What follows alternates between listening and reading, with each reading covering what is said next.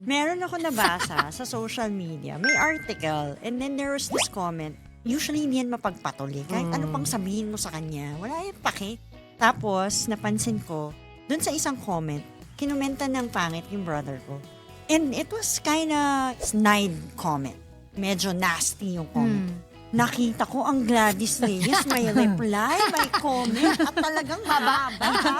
Alam mo, screenshot ko, pinadala ko sa kanya, at sinabi ko, sis, talagang pumatag. Ay, naku, hindi pwede sa akin. Alam mo naman, basta pagtuya mo na pinag-uusapan, blah. Kaya totoo talaga yun. And I think that's one of those things that people assume, right? And they see her a lot. They think na she's the villain, ganyan. Pero hindi po talaga. Hindi siya mapagpatol, hindi siya kontrabida. I wish actually that a lot more people know that about her. Na when you cross somebody she loves, she will fight heaven and hell. Non-negotiable siya yun. Yes, I think. Up to this day naman. Yun lang. Nag-choose na lang ako. Ano yung pwedeng patulan, ano yung hindi.